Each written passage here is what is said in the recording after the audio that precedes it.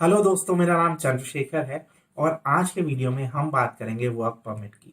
तो अगर आप प्लान कर रहे हैं कनाडा में काम करने का या ऑस्ट्रेलिया में काम करने का या यूके में काम करने का या यूरोप में काम करने का, तो मैं आपसे रिक्वेस्ट करूंगा कि आप इस वीडियो को लास्ट तक देखना, क्योंकि मैं आपको पूरी जानकारी देने वाला हूँ वर्क परमिट के बारे में। मैं आपको ये बताऊंगा कि वर्क परमिट का प्रोसेस क्या होता है, अप्रूवल में कितना टाइम लगता है, और एक बार आपको वर्क परमिट मिल जाता है तो आपको वीज़ा कैसे अप्लाई करना है। इससे पहले कि हम आगे बढ़े, मैं आपसे रिक्वेस्ट करूंगा कि आप हमारे यूट्यूब चैनल को सब्सक्राइब कर लीजिए, क्योंकि मैं ऐसी यूजफुल जानकारी आपके साथ शेयर करता रहता हूँ। अब देखिए, वर्क परमिट आप नाम से देख सकते हैं, यानी वर्क करने की परमिशन। अब होता क्या है, देखिए आमतौर पे हर कंट्री अपने देश के लोगों को पहले एम्प्लॉयमेंट देना चाहता है, इसलिए कभी भी विदेश से लोगों को हायर करने का प्रोसेस आसान नहीं होता। इसलिए वर्क परमिट की ज़रूरत पड़ती है। फॉर एग्जांपल, आप इमेजिन करिए कि आप हिंदुस्तानी हैं। क्या आप चाहेंगे कि विदेशी लोग भारत में आके काम करें और आप अनएम्प्लॉयड हों? तो ज़्यादातर कंट्रीज़ के लिए ये प्रायोरिटी होती है कि उनके नागरिकों को पहले जॉब मिले। अब फॉर एग्जांपल हम कनाडा की बात कर लेते हैं। हम यहाँ पे मान के चलते हैं कि कनाडा में एक इंडियन रेस्टोरेंट है जिसको शेफ चाहिए। अब उसको शेफ हायर करना है इंडिया से, तो उसको क्या करना पड़ेगा? उसको LMIA लेना पड़ेगा, यानी लेबर मार्केट इम्पैक्ट असेसमेंट। उसको जस्टिफाई करना पड़ेगा कि उसको इंडिया से शेफ क्यों चाहिए। अब LMIA लेने से पहले उसको एक प्रोसेस फॉलो करना पड़ेगा।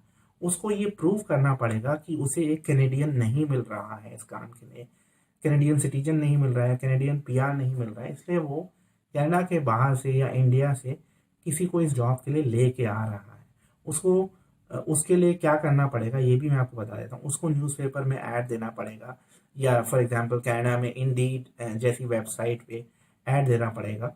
उसको ये प्रूव करना पड़ेगा कि उसने टाइम लगाया है, कम से कम 15 दिन ऐड दिया है और उसको कोई वर्कर नहीं मिला, इसलिए वो इंडिया से वर्कर लाना चाहता है। तभी उसकी LMIA को अप्रूवल मिलेगा। क्योंकि मैं फिर दोबारा से रिपीट करूंगा, कोई भी कंट्री ये नहीं चाहती है कि हमारे लोग अनएम्प्लॉयड रहें और बाहर से लोग आके यहाँ पे काम करें। तो कनाडा में LMIA का प्रोसेस हो जाता है। और हाँ, कुछ एक ऐसी कैटेगरीज भी हैं जिसमें LMIA की जरूरत नहीं पड़ती, लेकिन वो बहुत ही कम कैटेगरीज हैं।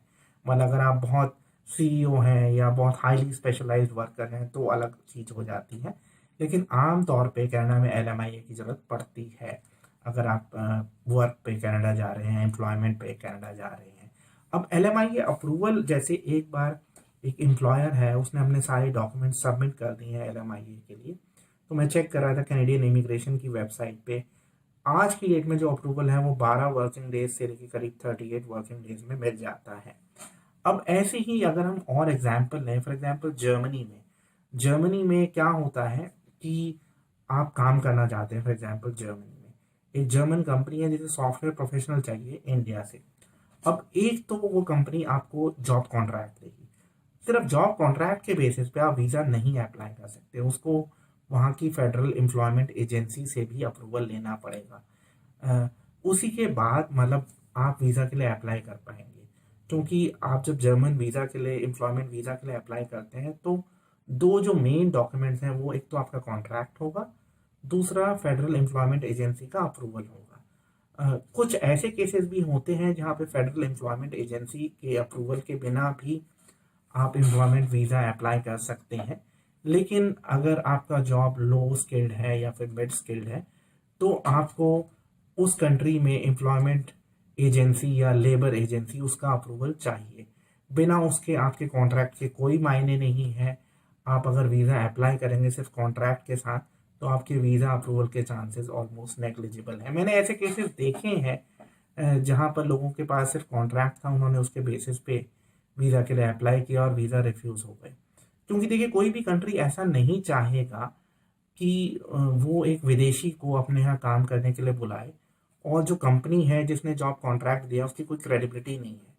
आप इमेजिन करिए कि आप इंडिया से काम करने चेक रिपब्लिक जा रहे हैं या पोलैंड जा रहे हैं, और जिस कंपनी ने आपको वर्क परमिट दिया है उसके पास पैसे नहीं है और वो आपको सैलरी देना बंद कर देती है। तो इसलिए उस कंट्री की जो एजेंसीज होती हैं, एम्प्लॉयमेंट एजेंसीज या जो लेबर ऑफिस है, वो भी बहुत ज़्यादा जांच करता है ये अप्रूव करने से पहले कि वो कंपनी विदेश से लोगों को हायर कर सकती है। क्योंकि सपोज करिए आप एक कोई पोलैंड की कंपनी है, चेक रिपब्लिक की कंपनी है या माल्टा की कंपनी है, वो सैलरी देना आपको बंद कर देती है, तो उसके जो रिजल्ट होंगे वो बहुत अच्छे नहीं होंगे।